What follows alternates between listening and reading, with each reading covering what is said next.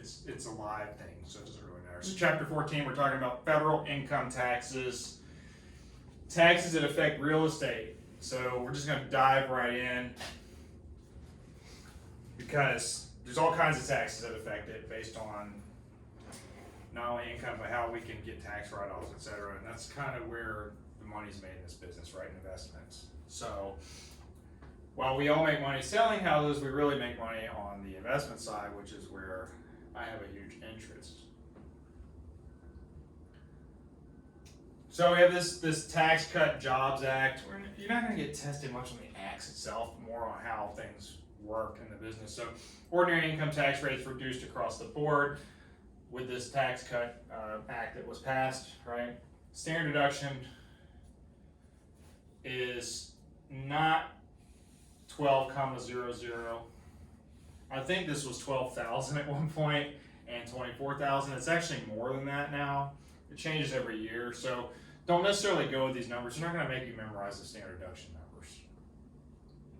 State and local deductions are capped at 10,000, and home interest deductions capped at a loan amount of 750. That's changed as well. So this is outdated. It's actually capped at $1 million now. So this slide needs to be updated. So don't really worry about the actual numbers. Does that make sense? Okay, so long-term cap gains rates are still remaining the same. This is all outdated textbook stuff, right? Long-term capital gains are based, they're income-based. Short-term capital gains are income-based, but they're higher. Corporate tax rates are cut by 40% because of the act, and exclusion for taxes on estates has doubled, right? So that means you can exclude twice as much as you used to. Top rate is 40% for taxes on both of those, or on that, and then capital gains, I want to say it's like 39 now. It's the highest bracket. Real estate property taxes. All of these slides so far have been wrong. So we need to update this slide presentation that was provided to us. It is a 2019 slide presentation, so I'll get that updated. But principal residence, it says up to 10,000, second home up to 10,000, property taxes. That's your tax write-off for actual property tax bills. Does that make sense? So people ask all the time, can a CDD be written off on your tax returns? The answer is no, but it's combined in a property tax bill, so most people do it and get away with it. The reason they do is because some states have higher tax rates, so it doesn't get caught very So often. it looks like it's It in looks line. like it's in line. So you cannot write it. You're not supposed to write off CDs. You're not Oh. supposed to, but people do.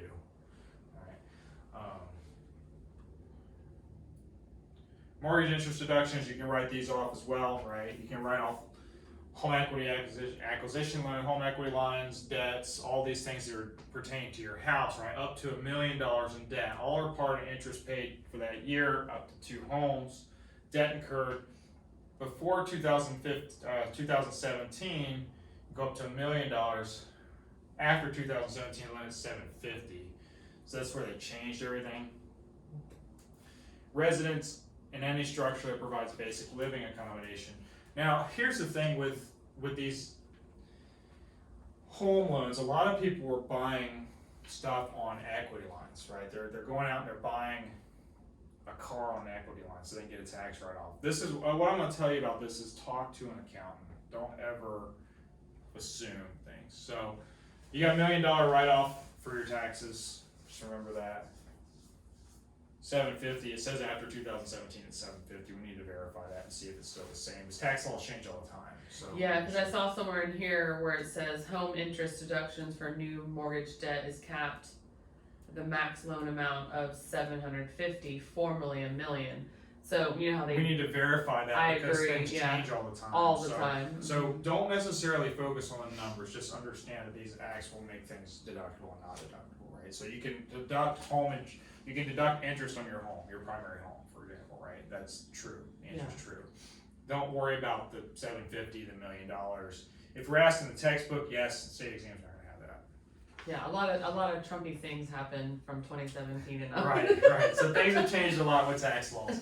So mortgage interest reduction. So home equity loans, interest is no longer deductible. Okay. So people were buying cars and stuff on their equity lines and deducting that interest, right? So these are IRS changes, right? That doesn't mean they're not deductible now, that means they weren't deductible when this presentation was done, so we need to, again, verify these things and make sure that they're right, right? Home construction loan from the time of construction for 24 months, refinances for the time of construction for 24 months. So, again, there's a common theme here, verify, verify, verify, make sure that these are actually the case. The best way to check this out, if you're gonna use these deductions, is to call and talk to a CPA, because they're the most up to date on everything. We're not tax experts. Let me talk about points. You can deduct points, you can deduct closing costs when you buy a house, right? Points are deductible in the year paid if it's a personal residence and the points don't exceed typical charges for the area. Now remember, there's a federal cap on that. You're only allowed to charge up to 5 points on a loan anyway. So if you have additional points for hard money lending or something like that, then you're not going to be able to write those points off, right? 1 point equals 1% of loan. So on a $200,000 loan, 1 point equals $2,000. Remember, you've got to exceed your standard deduction to make it worthwhile to have these deductions anyway. So if you have mortgage interest on something that's $30,000, your standard deduction is going to be higher than that. So it's going to be pointless to try to even write it off. Points paid by the seller are deductible by the buyer as interest. Points paid by the seller are deductible by the buyer as interest. It's important to know. Points paid to refinance must be capitalized and amortized over the life of the loan. So you're now, what that means is you're taking the points paid, let's say it's $10,000 and you're doing it over 30 years, so you're only writing off $300 a year. Does that make sense? Mm-hmm. And this is not working. For vacation homes, property rented less than 15 days a year. Rental income is not reported. All normal deductions apply for the loaner up to the limits. If it's rented for more than 15 days and personal use days are less than 14, then you have the same tax treatment as investment property. So what they're saying is, if you're in a house more than 2 weeks a year and you're renting it out, then it's no longer treated as an investment property. It's only if you're less than 14 days in that property. So if you have an Airbnb, for example, right, you're staying there less than 2 weeks a year. If you stay there more than 2 weeks a year, then the taxability, tax write-offs change. So you want to be careful with that, right?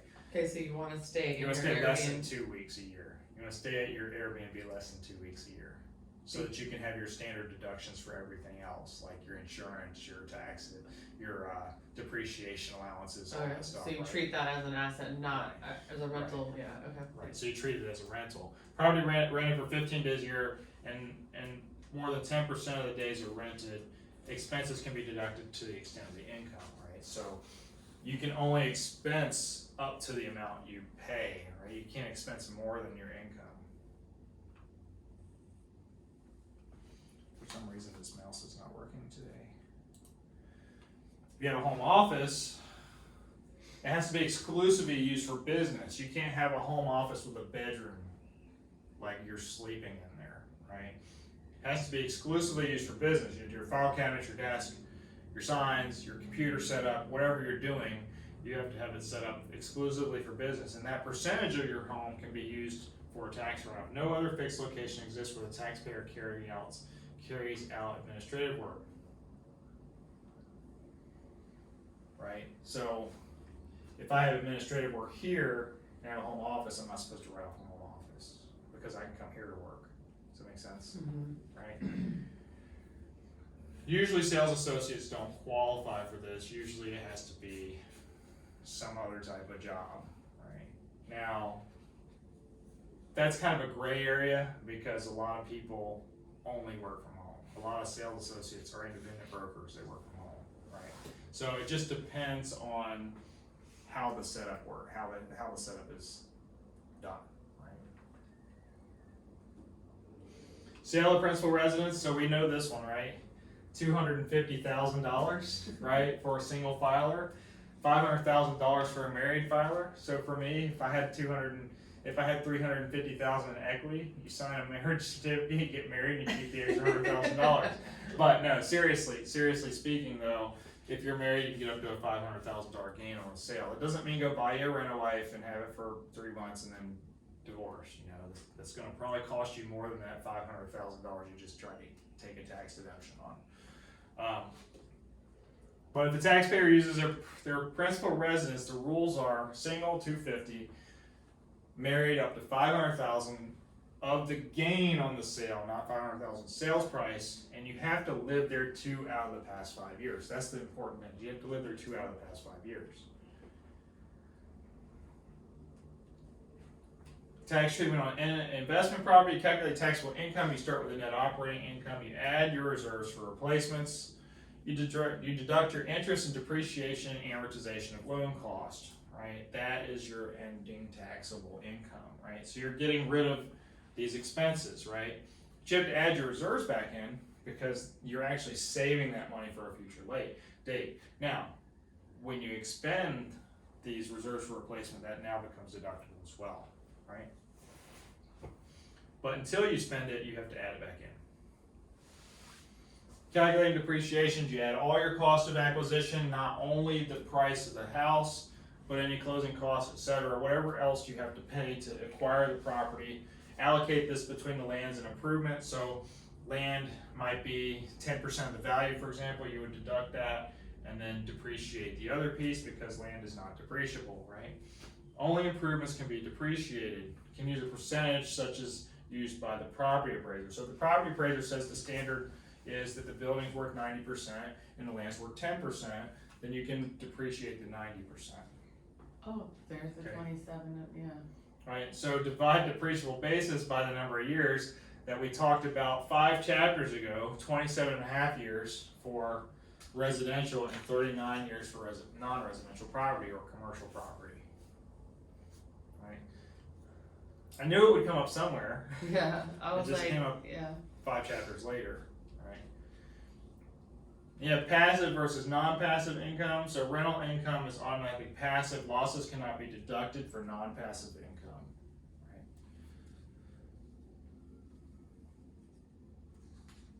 Non-passive income is what? That's where you're going out and actually getting the income, right? You're actually getting business. You're actually doing something for that business, right?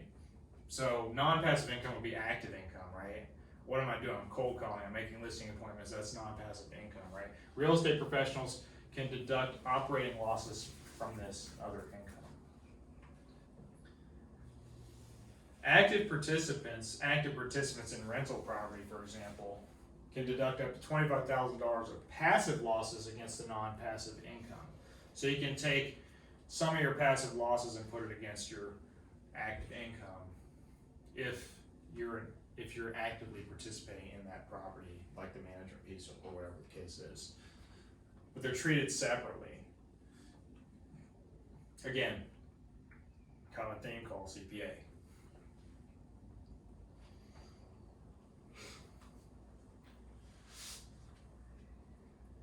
Tax classification on investment properties, personal residence, income taxes, and income and interest taxes, all that is deductible, right? Interest and taxes. Taxes on the gain of the sale may be excluded as well, depending on have you lived there 2 years out of 5, are you married, are you single, right? That's what this means. But we all know that we can write off our interest on our mortgage, or our mortgage interest, right? Or note interest. For sale to customers, if the investments are sale to customers, we can't deduct depreciation, so we have to add back depreciation. If you sell an investment property, you have to add it back when you recapture it, right? You can't use capital tax earnings. Again, this is all just like more informational. You're not going to get a lot of questions on this piece of it. Yeah, because I would say this changes so much. It changes so much all the time, so they don't test this very heavily. Tax classification, trade or business. So again, people incorporate because they want a better tax position, right? So best tax treatment under a business, right? Operating losses are deductible against other income, right? Because now I've got a business, all this money's coming into a business, now I can deduct it against everything else, right? Because it's active. Capital gains can be deferred by an installment sale. So capital gains can be deferred by doing an installment sale, or, so that means I'm taking pieces of it at a time, right? So I'm only selling this portion of that this year, this portion of that next year. Does that make sense? So you're doing it over 5 years, for example. So you're spreading that cap gain out over 5 years. Does that make sense? Investment property, passive investment, which limits the deductible losses. You can deduct depreciation, but you have to recapture it, right? We talked about that, right? That's your rental property. Your rental property is going to be passive. Capital gains have treatment at lower tax rates. Why? Because you've had this long term, right? If you want to avoid that tax down the road, you can always do a 1031 exchange when you sell it and buy a like property, and then defer that tax. Eventually, you're going to be taxed on it, but you can defer it longer if you do that kind of deal. So you'll have a lot of investors that ask you about 1031 exchanges. If you sell one house for $1 million, you just have to, you can buy 3 or 4 for $1 million, just right? You don't have to buy in one. You're supposed to have a move up. It's supposed to be a move up on a 1031 exchange. It's supposed to be a move up. And it has to be a like property. So if you're selling a residential, you can't buy commercial, right? If you're selling a state property, you probably shouldn't be buying foreign property.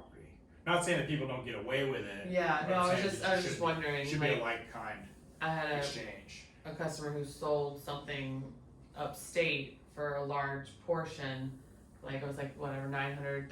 It's supposed to be a move up, but again, 1031 exchange companies can do. Yeah, no, that's They do fine. different things, She ended up buying 3 rentals down here, so that's what I was wondering. Okay. Yeah. So and here's the thing: it's based on the gain, right? What if the gain was only 300,000? See what I'm saying? Okay. Are we taking that 300,000 gain and using it towards one property? You see what I'm saying? I see It could now. be different, right? Okay. So we don't know the whole story until we look into The structure. the structure of it, exactly, right? So 2 types of cap gain treatment. We have short-term versus long-term capital gains. Short-term gains is higher, right? If you're holding the property for a year or less. So that's why you'll see sometimes where people will be like, I can't sell this house prior to X date because I'll have a tax liability. Gain is paid at your taxpayer's rate. So short-term capital gains, if you're in a 35% tax bracket, your short-term capital gains is going to be 35%. That's why people won't do that, right? Long-term cap gains of property held more than a year has a maximum of 20% versus 35%. So you'll see a lot of wealthy people that have high tax brackets are not holding properties for short-term gains. They want to hold them longer, right? Because you want to have a lower tax rate. Right? 15% for taxpayers earning less than $425 a year versus somebody might be in a 38% tax bracket here, might only be 15% here, for example, right? 20% for those earning more than $425,000 a year. I'm not there yet. I'd like to have that problem, yeah. I'd like to have that problem, right? High earners pay an additional 3.8% as investment income tax, right? So it just depends on where you are and what the definition for high earner is at that particular year, because it changes every year, right? Capital loss, investors can deduct a maximum of $3,000 annually. So if you have a $15,000 capital loss on a property that you had to sell or liquidate quickly, you can rent off $3,000 a year for the next 5 years, but it's capped at $3,000. Make sense? Here's your installment. Here's your installment sale again. Installment sale reporting gain is automatic for the seller who finances the sale, right? The gain is automatic for that piece of installment, right? The seller may elect to pay taxes on the entire gain in that year, or they can push it out, right? Losses may not be deferred. Depreciation must be taken or must be recaptured in the year of the sale. So if you depreciated it over time, you made a sale, you have to capture it back when you're selling, because they want to get their taxes first, right? The government wants to get paid. The IRS wants their money, right? So we have to do it that way. recapture all of it, get the bad end of the deal there. Here's your 1031 exchange. Like-kind exchange, real estate held for investment, used in a business may be exchanged for like-kind property. Realized gain can be deferred until the sale of the new property. So again, you can buy an investment property, sell that property, do a 1031 exchange, buy another property, defer that gain because you invested in another property, and then when you sell that property, your basis is going to change accordingly, and it'll be taxed accordingly as well. Like-kind exchange is a method of choice for investors because it avoids taxes. It avoids the right now taxes, right?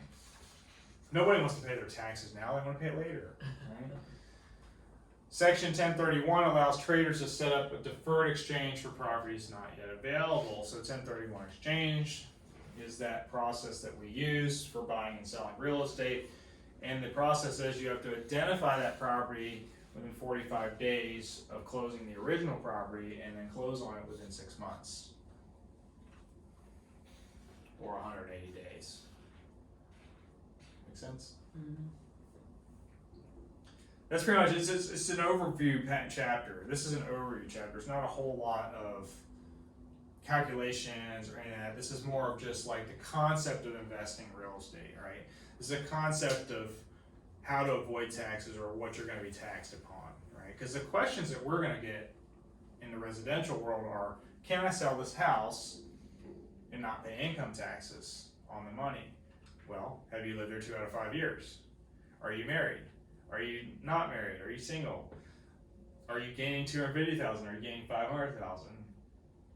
You know, these are the questions we can add and answer. We can answer those confidently and not be a CPA, right? Anything else we would need to defer to a CPA. So then if you gained 300,000, if you're a single person and you gain 300,000, you only have to pay 50,000, pay on Taxes on 50,000. 50,000. Okay. Yeah, or you just get married and say, I'll give you 10 grand. Right. Okay. But yeah, that's how it works. Yeah. All right.